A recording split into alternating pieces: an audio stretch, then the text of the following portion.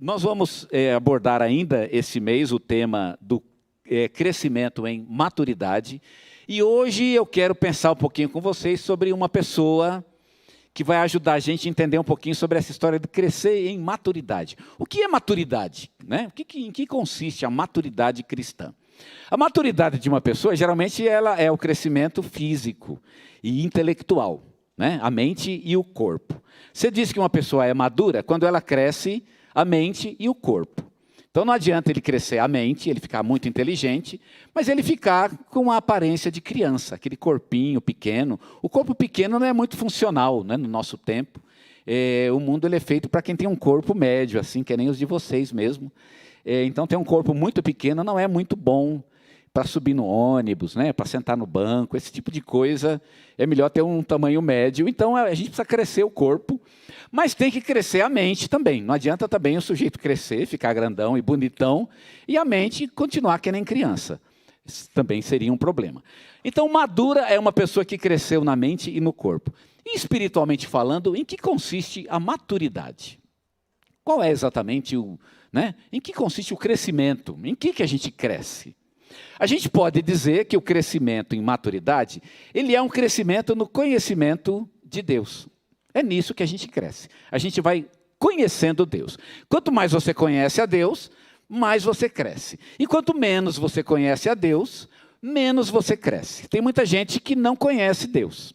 Aliás, muito crente que aceitou Jesus como Senhor de sua vida, e ele não prosseguiu no conhecimento de Deus. Ele continuou um tanto, meio como criança espiritual, porque não avançou no conhecimento de Deus. Fala umas besteiras que a gente não acredita, Mas de onde o sujeito tirou essa ideia? Umas coisas que Deus não é daquele jeito. Mas não é. Eu, na minha leitura da palavra e na minha comunhão com Deus, eu não acho que Deus pensa assim, ou que Deus é assim, ou que Deus faria isso.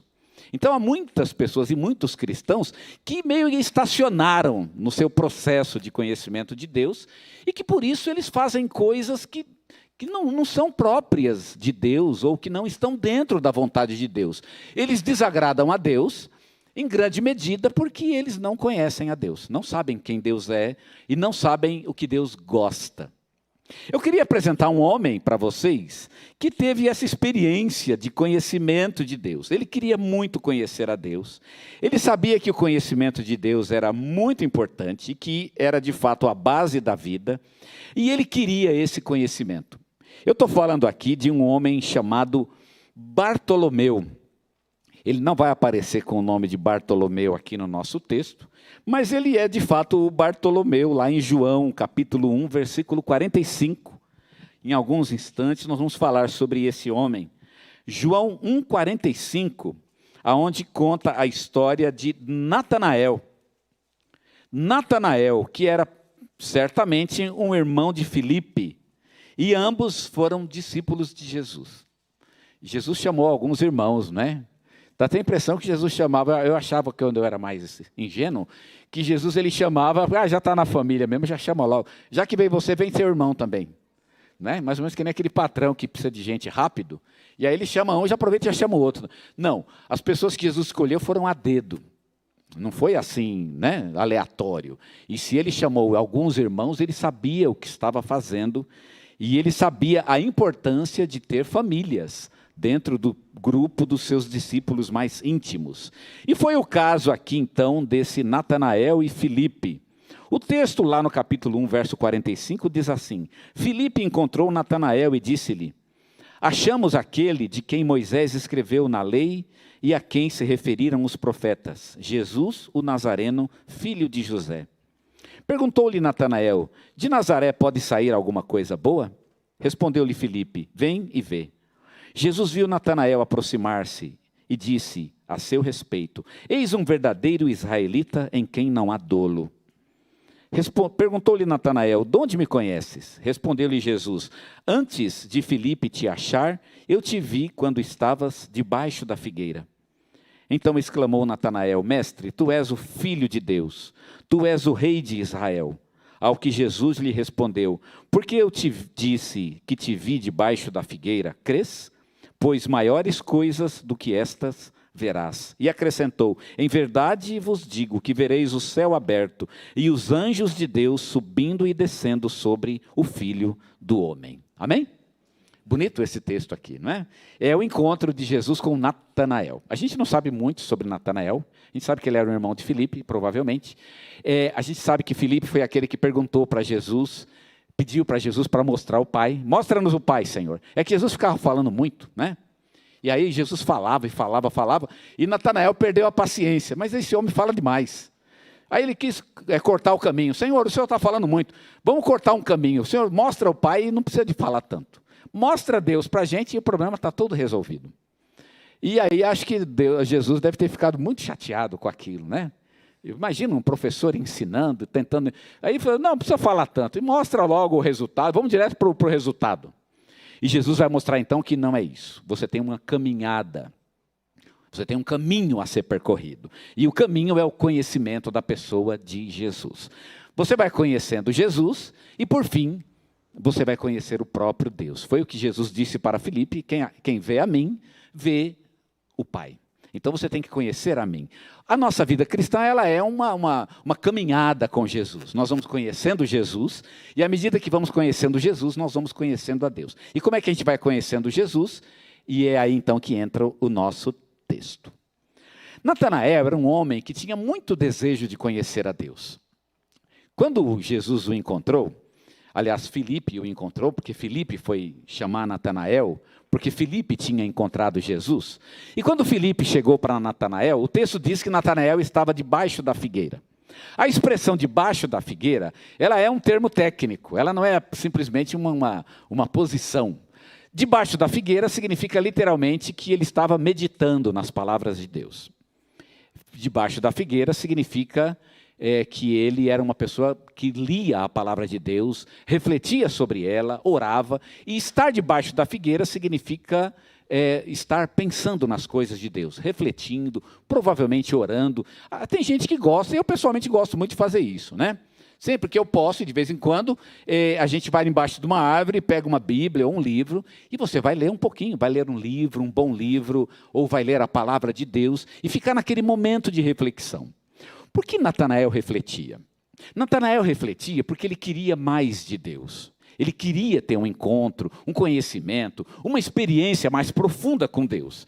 E era isso que ele estava buscando embaixo da figueira.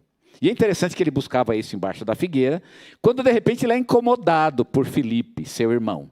E Filipe fala: vem aqui que eu tenho que te mostrar um negócio. Eu acho que ele pode pensar: não, agora não, que não me atrapalhe. Eu estou querendo uma relação mais profunda com Deus. E aí Filipe poderia dizer a ele: mas é exatamente isso que eu vim propor. Eu vim propor uma relação mais profunda com Deus. E quando Natanael vai a Jesus, então ele tem um encontro verdadeiro com Jesus. Ele conhece Jesus, ele fica apaixonado por Jesus, né? Ele fica encantado por aquilo que ele vê em Jesus, e Jesus então tem um diálogo com ele realmente maravilhoso. Natanael, ele para a gente é um exemplo muito grande desse processo de conhecimento de Deus. O primeiro lado do processo, ou o primeiro nível desse processo de conhecimento, é o nível onde você busca Jesus na palavra. Natanael fazia isso. Ele buscava Jesus na palavra. Ele lia a palavra. Ele era um homem dedicado à palavra. E esse, de fato, é o primeiro nível do conhecimento do Senhor Jesus. E eu vou dizer uma coisa para vocês que é muito, muito, muito séria. Não sei se já falaram isso para vocês. Eu, pelo menos, já falei isso aqui umas 100 vezes. Você não tem uma relação com Deus fora da palavra. Não existe relação com Deus fora da palavra. Há pessoas, eu contei para vocês uma experiência recente que eu tive com alguém que estava, por exemplo, fazendo jejum, e eu me perguntei, mas para que fazer o jejum? Né? Para cortar um caminho, por exemplo, para ganhar uns pontos com Deus, ou para seguir por um atalho numa relação com Jesus Cristo. O jejum não é um atalho na relação com Deus, porque não existe atalho na relação com Deus. A relação com Deus, ela tem um caminho definido, e o caminho é a palavra de Deus, é a leitura da Bíblia. Você tem que ter uma disciplina com a leitura da Bíblia, você tem que ter uma disciplina de estudo bíblico, porque se você não entende a Bíblia e não tem uma relação com a Bíblia, você não tem relação com Deus. Não há relação com Deus fora da Bíblia. A Bíblia é a palavra de Deus. E por isso, isso pode parecer meio frio, e eu vou dizer daqui a pouco por que não é, mas não há como ter uma relação com Deus fora da palavra de Deus. Então você tem que ter uma relação com a Bíblia. Ah, mas a Bíblia ela é estranha. Se a Bíblia é estranha, ela é mais ou menos como pessoas com quem você tem uma relação estranha. Já viu gente com quem você tem uma relação estranha? Tipo assim, quando você era jovem e ficou com alguém que você não gostou, não é? Ah, eu não sei, já viu essa coisa? Eu dei um beijo, mas eu não gostei da pessoa. Não sei por quê. Quem nunca passou por isso, atire a primeira pedra, né? Ah, eu não sei, uma coisa ficou estranha, e você já viu que essa pessoa não é para você. Aí não quero nada com ele, né? Eu achava interessante, gostei, tal, ou ela, e aquilo realmente não me atraiu e ficou esquisito. Esse negócio do ficou esquisito é o primeiro de todos os indicativos que você não vai ter nada com essa pessoa. Essa pessoa realmente não é para você. E via de regra, se você começa a insistir muito, né? E apesar disso, você vai tentar ter um relacionamento com essa pessoa, via de regra, você vai ter uma relação desastrosa com ela. Você tem que ter uma empatia inicial, não é verdade? A gente chamaria isso de uma sedução inicial. Isso é importante nas relações humanas, mas isso é importante também na nossa relação com a palavra de Deus. Tem gente que nunca perde a estranheza com a palavra de Deus. Ele nunca está num campo amigável. É estranho isso. Nunca está num lugar que é seu. De lhe abrir a palavra de Deus, e é como se fosse algo dele, como se fosse sua própria vida, como se ele estivesse lendo sua própria biografia, de fato. E aquilo se torna realidade para ele, se torna vida para ele. Há pessoas que nunca avançaram para esse nível na palavra de Deus. Eles leem a palavra como se fosse um outro livro. Eu acho que até muito crente não lê a Bíblia exatamente por causa disso, porque ele não vê graça nenhuma na leitura da Bíblia. Não vê graça, não tem nada. Mas, irmãos, a leitura da Bíblia deveria ser o nosso fundamento. Você começa a ler, você começa a estudar, e ela vai transmitindo a você o conhecimento de Deus. E sabe qual é a questão da Bíblia? É que a Bíblia, ela não é apenas um livro qualquer. Você não está lendo apenas um monte de letra, um monte de história. Não, você está vendo uma coisa que é viva, porque a palavra de Deus é viva.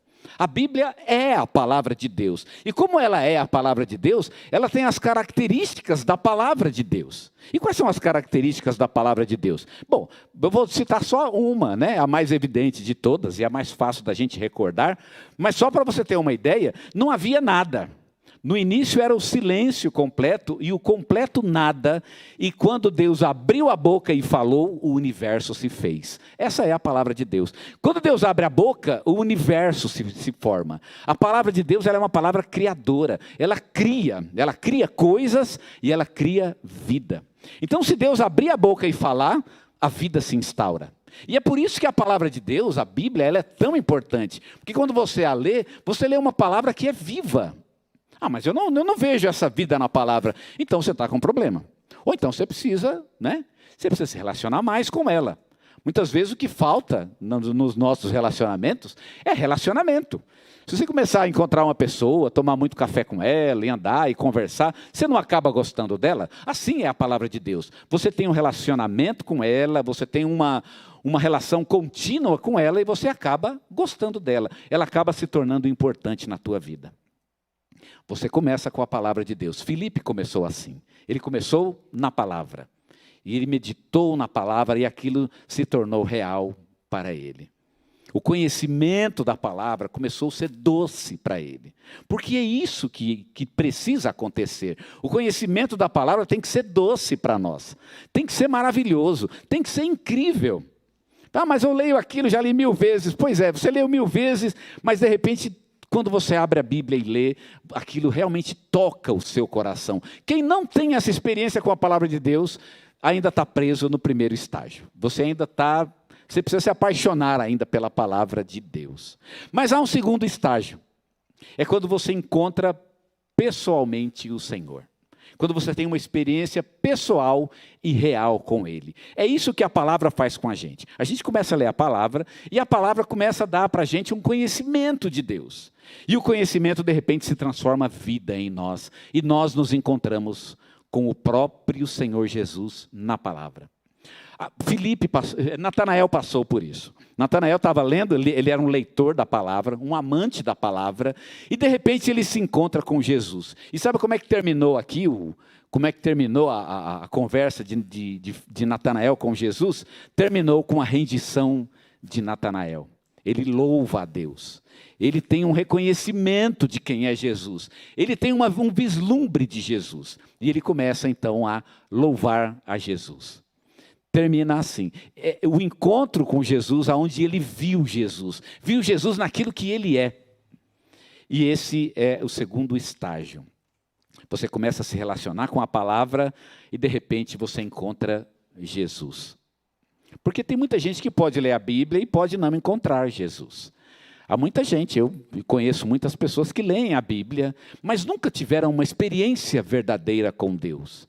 Mas esse não é o ideal de Deus em nossas vidas. Você vai lendo a palavra, você vai se inteirando do conhecimento da palavra, vai buscando conhecimento e de repente você encontra Jesus. E aí quando você encontra Jesus, o que acontece? Os seus olhos se deslumbram.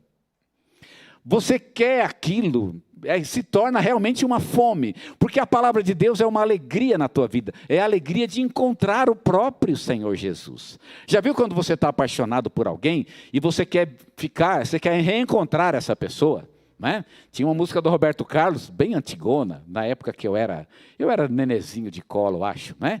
Que ele falava, eu corro demais para te ver, né? E é engraçado que a música, quando ele falava eu corro demais, era o estribilho, ela fazia o barulho de freio. Lembra disso ou não? Os mais velhos vão lembrar disso. Ela fazia um barulho de freio porque ele corria muito, ele queria ficar perto daquela pessoa a quem ele amava e corria muito. E aí o carro derrapava, de tanto que ele corria. Irmãos, esse desejo, essa ânsia de ficar perto de quem a gente ama, ela está disponível para nós em relação a Jesus Cristo. Você conhece Jesus e se apaixona por Ele e de repente você começa a ter fome e sede da presença dEle. Você não queria nada antes, mas agora você tem fome. Ele não era nada para você, mas agora você tem uma sede e você não pode viver mais sem aquilo. Esse é o encontro com Jesus. É o segundo nível.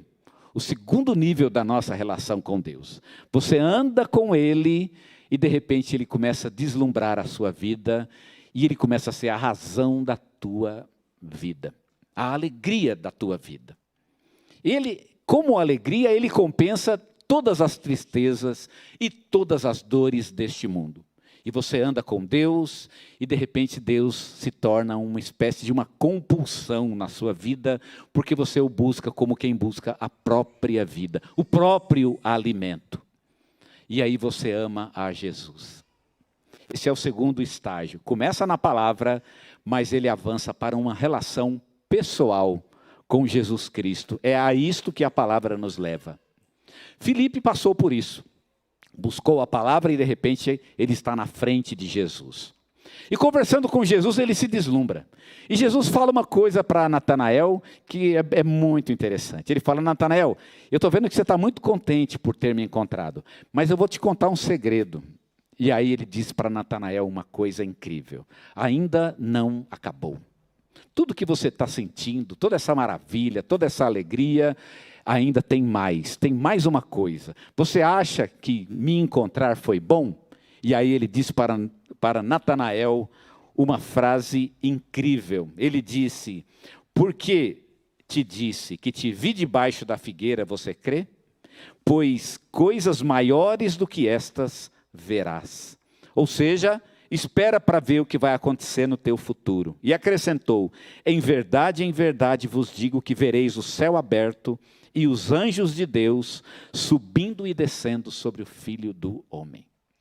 O que Jesus está dizendo é o seguinte, você vai aprofundando sua relação com Jesus, você vai se maravilhando com Ele, e o fim de tudo, né? Esse processo de crescimento na intimidade com Deus, ele termina numa contemplação do próprio Jesus, o céu aberto e os anjos subindo e descendo sobre o Filho do Homem, ou seja, a própria glória de Deus.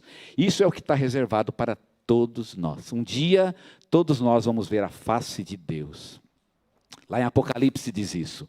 E verão a sua face. Ver a face de Deus significa ver aquilo que Ele é. Nunca ninguém teve essa oportunidade, nunca. O homem como carne e sangue não pode ver a face de Deus, mas um dia nós vamos vê-la. Contemplar a Deus é a maior de todas as bênçãos que nós podemos receber. Porque quando você olhar para Deus, aquele deslumbramento, né? Aquela maravilha que é ver Deus, aquilo vai gerar em você uma alegria, um contentamento. É como se você estivesse diante de um espetáculo grandioso, como se você estivesse em pé na lua contemplando o universo, ou como se você estivesse perdido, parado entre as estrelas, contemplando a imensidão. Esse deslumbramento que nós temos é exatamente isso, ou algo muito mais incrível do que isso é o que teremos quando contemplarmos a Deus. É a última e a maior de todas as etapas do nosso conhecimento de Deus. É para lá que nós estamos caminhando. Quando você se deslumbra com Deus hoje, e hoje é tão maravilhoso, não é verdade? Já é maravilhoso, mas ainda pode ser muito mais. Pode ser muito mais incrível, e isso há de acontecer. Um dia nós vamos contemplar o próprio Deus, o próprio Deus. E Deus pode nos levar a isso. Ele pode nos levar, como a gente, né, tem um hino. Aliás, eu queria chamar o pessoal aqui da frente, o pessoal do louvor. A gente ensaiou um hino que não cantou. Vamos cantar ele agora?